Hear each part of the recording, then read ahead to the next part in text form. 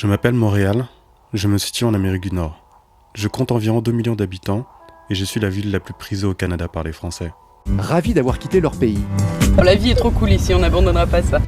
Diplômé, compétent, il s'insère facilement sur le marché du travail, un marché plus ouvert, sans tabou. Des envahisseurs français accueillis le plus souvent à bras ouverts par les entrepreneurs québécois. Avouons-le, je jouis d'une assez bonne image dans l'Hexagone, non? Vous vous demandez sûrement pourquoi? Moi-même je ne sais pas. Afin de donner des réponses à mes interrogations, nous allons tout d'abord échanger avec des Français de France et connaître les raisons qui les incitent à venir s'installer dans la métropole québécoise. C'est devenu une sorte de nouvel Eldorado économique dans un sens. Il y a beaucoup de gens qui m'ont donné des retours très positifs. Ensuite, nous irons échanger avec 3 Français établis à Montréal qui pourront partager leur expérience d'immigration et donner leur vision de ce qu'est la ville Montréal. On se croirait un peu, ce que ma mère disait, c'est qu'on se croirait un peu dans les années 70, à l'époque en France. Allons donc à votre rencontre.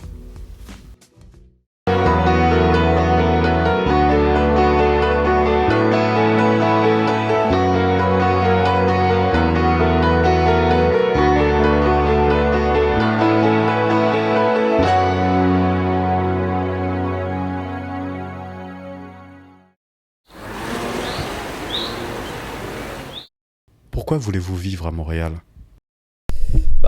J'ai envie de m'expatrier là-bas parce que c'est un pays qui m'a énormément séduit lors d'un précédent voyage l'été dernier.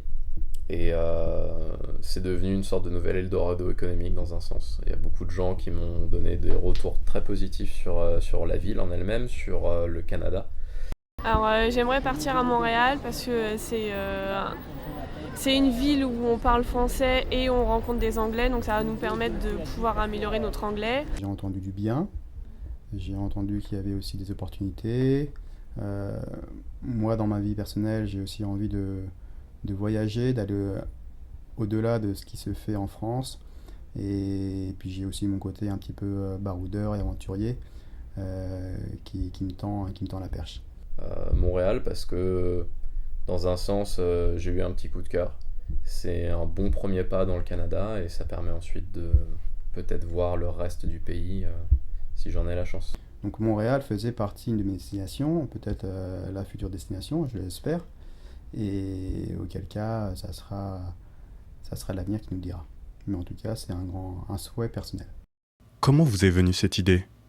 Petit à petit, j'ai eu des amis de droite à gauche qui sont revenus, qui sont allés et qui m'ont donné un petit peu leur expérience, leur retour.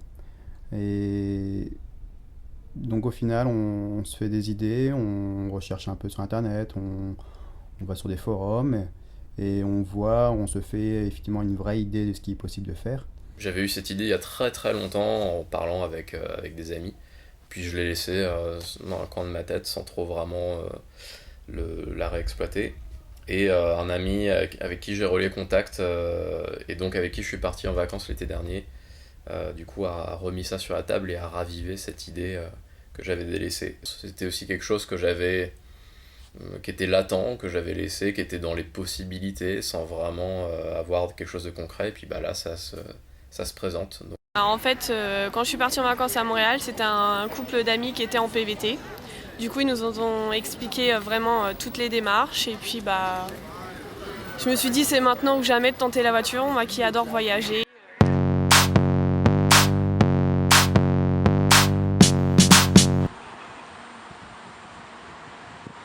Décrivez-moi votre parcours à Montréal.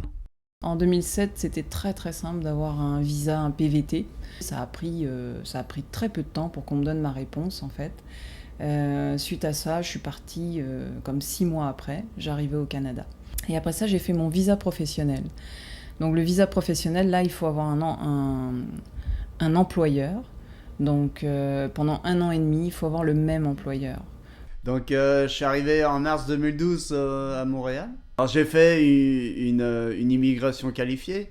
Je voulais être électricien. Donc je suis électricien déjà depuis 15 ans, 2 diplômes. Et puis là je viens de faire une équivalence qui me donne un diplôme québécois qui devrait m'offrir plus d'opportunités de travail normalement. Parce que ici ça fonctionne comme ça. Mais c'est pas gagné. Pour les immigrants, je dirais que ils passeraient plus en priorité les gens natifs d'ici.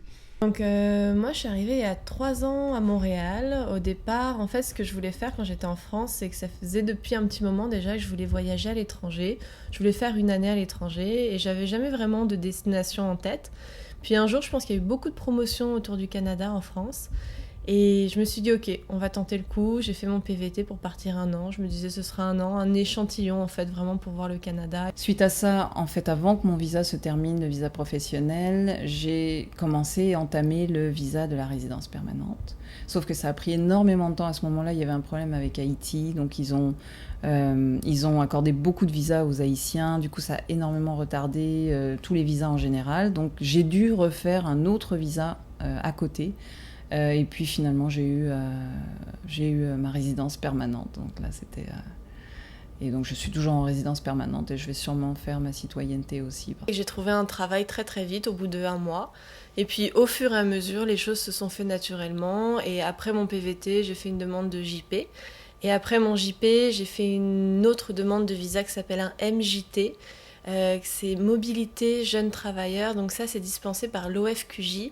C'est quand on a déjà fait 2 programmes de l'expérience internationale canadienne et qu'on n'a pas encore notre résidence permanente.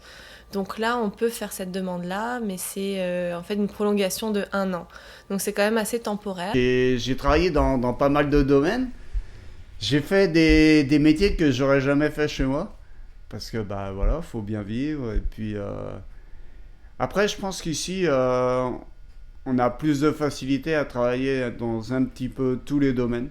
Les métiers qui ne sont pas réglementés, je parle. Et ce que je disais, c'est que j'ai trouvé un travail au bout de 1 mois. Et c'était un travail alimentaire, parce que j'étais en fait vendeuse dans une chaîne en fait, assez connue à Montréal. Mais c'était génial parce que c'est vraiment là que j'ai pu découvrir, j'ai pu vraiment me faire un réseau, et professionnel et social en fait. Et voilà, découvrir les habitudes, les personnalités des Québécois et aussi côtoyer beaucoup de Français, parce qu'il y en a beaucoup, c'est sûr. À votre avis, pourquoi Montréal est la ville qui attire le plus de Français au Canada ? Je pense qu'il y a eu beaucoup de campagnes promotionnelles sur Montréal, parce que peut-être qu'il y a un manque de main-d'œuvre aussi au niveau professionnel, dans des domaines particuliers. Donc je pense que déjà le fait que ce soit beaucoup dans la tête des gens, que ce soit mis beaucoup martelé un peu au niveau publicitaire, déjà ça fait qu'il y a un engouement. Honnêtement, je pense que c'est parce qu'il y a la langue, premièrement, la langue française. Les Français, on est très attachés à notre langue et on a un petit peu du mal avec l'anglais. C'est aussi une ville qui est bien plus relaxe, bien moins de stress que la France. Donc voilà, c'est un petit peu des vacances, quoi. Après, il y a aussi la réputation de Montréal qui se fait de plus en plus grande. Et je pense que c'est l'ouverture d'esprit aussi des gens, le fait qu'il y ait moins de jugement. On sent plus de liberté dans la façon d'être, de penser, la créativité. C'est sûr que quand on vient de France, on pense que Montréal c'est simple, parce qu'on a tellement il y a eu tellement de difficultés en France pour le logement, pour le travail, pour l'insertion sociale, que quand on arrive à Montréal, on se croirait un peu, ce que ma mère disait, c'est qu'on se croirait un peu dans les années 70 à l'époque en France. Et c'est vrai qu'il y a comme une douceur de vivre un peu ici, où les choses sont plus légères, sont plus faciles d'accès. C'est sûr, l'appartement, la facilité de déménager, de trouver des appartements, le loyer qui est beaucoup moins cher, le travail qu'on peut trouver beaucoup plus facilement, même sans avoir une aptitude particulière ou un diplôme, on te donne la chance. Avez-vous des conseils à donner aux Français qui veulent s'installer à Montréal ? Le plus gros des conseils que j'ai à dire, déjà à tous ceux qui veulent venir habiter ici pour court ou moyen terme, c'est déjà une grosse préparation avant d'arriver ici. Et c'est se renseigner un petit peu sur tout, sur l'intégration, sur leur métier, surtout sur leur métier même, je dirais. Et puis, parce que moi je suis même sûr, c'est que Immigration Québec, ils s'arrêtent pas à nous donner toutes ces informations-là. Parce que leur but premier, c'est de ramener du monde ici, pour sauver la langue ou pour aussi faire la natalité. Moi, ce dont je me suis rendu compte, c'est qu'au fur et à mesure de mes demandes de visa, ce que j'aurais aimé savoir, c'est en fait comment stratégiquement, si on peut dire, faire pour répondre après aux critères. Par exemple, imaginons pour la résidence permanente, ma demande en ce moment, elle aurait pu être accélérée si jamais j'avais eu un poste qui avait répondu à des qualifications un petit peu plus élevées. Mais j'aurais pu l'avoir, ce poste, en faisant la demande auprès de mon employeur à l'époque.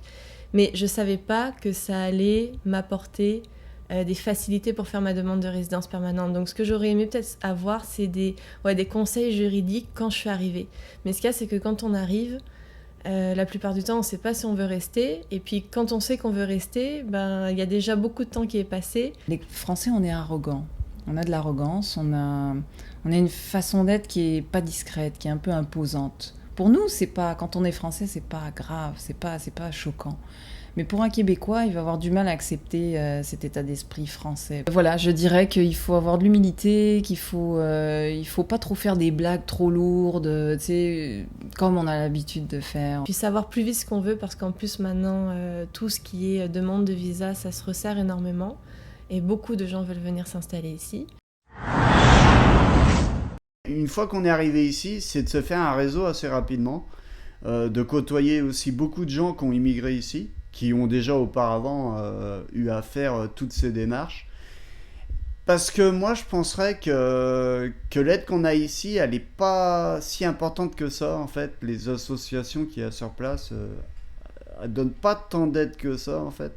C'est plus une démarche personnelle ou avec des gens qui ont déjà fait cette expérience avant.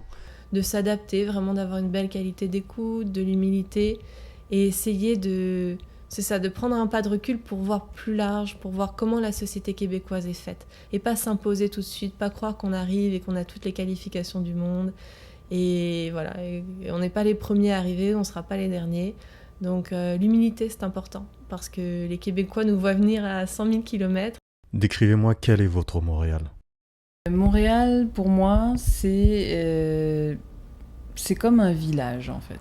C'est les rues résidentielles, les escaliers en colimaçon, bien sûr, des allées avec des arbres, les parcs, la vie familiale, beaucoup de jeunes de différents horizons, beaucoup de détente. Là. L'énergie, il y a une belle énergie à Montréal. Et c'est la facilité à vivre, c'est ça que je garde surtout dans la vie de tous les jours. La facilité qu'on a à vivre, le stress que l'on n'a pas, qu'on pourrait avoir ailleurs. C'est un Montréal multiethnique où on dirait que tous les gens vivent ensemble dans une harmonie, on va dire. On va pas non plus être utopique, c'est pas parfait, mais il y a quand même quelque chose d'harmonieux qu'on ne retrouve pas en France, par exemple, par rapport à l'immigration. On sent que chacun ici est quand même plutôt intégré. Beaucoup de vie culturelle, ça bouillonne, des festivals. Il y a beaucoup de créativité, encore une fois. Il y a toujours des choses qui sont créées, qui sont mises à la disposition du public, des gens dehors. Un truc que je regrette énormément, c'est l'accès aux professions pour lesquelles on a fait une immigration qui sont vraiment dures. Moi, ça fait 3 ans que je suis là, j'ai pas réussi encore à travailler dans mon domaine. Je trouve ça vraiment long, je trouve qu'il devrait faciliter l'accès aux gens pour les professions pour lesquelles ils ont postulé. Ici, c'est très ouvert. On dirait que n'importe qui peut venir s'intégrer à ton groupe, même peut-être que les Québécois, on s'entend que parfois on dit qu'ils ont du mal à vraiment nous intégrer dans leur vie à plus long terme, mais ce sont des relations qui se travaillent, c'est sûr, comme tout, mais on sent déjà une ouverture peut-être plus à la base, dans le cœur en fait. On sent que c'est ça Montréal, et moi c'est ce que j'apprécie beaucoup, et puis c'est pour ça qu'autant de Français veulent rester, que moi aussi je veux rester, parce que l'être humain apporte à l'être humain. Prochainement, dans À votre rencontre. Nous nous intéresserons au marché du travail à Montréal et voir ce qui peut réellement apporter aux nouveaux arrivants français. Pour cela, j'ai rencontré Franck et Inès, 2 PVDistes à la conquête de l'Eldorado montréalais. Mais j'ai eu un petit problème, moi, c'est par rapport à l'anglais dans les autres entretiens que j'ai eu. Franchement, honnêtement, il faut rester focus sur l'anglais parce que c'est juste primordial. Les démarches, ça s'articule beaucoup autour du réseau, puisqu'ici, ça marche vraiment comme ça. beaucoup plus qu'en France. Je participe à des 5 à 7 de réseautage, comme on dit ici. Enfin, j'irai échanger avec un responsable du recrutement qui pourra nous donner une vision plus claire de ce que les nouveaux immigrants devront faire face. Un employeur québécois n'aimera pas forcément aller faire des références en France, bien que ça puisse faire. Pour accéder à l'emploi de vos rêves, l'emploi que vous recherchez, moi je vous conseillerais de commencer par prendre n'importe quelle petite expérience, une job-in comme on dit ici.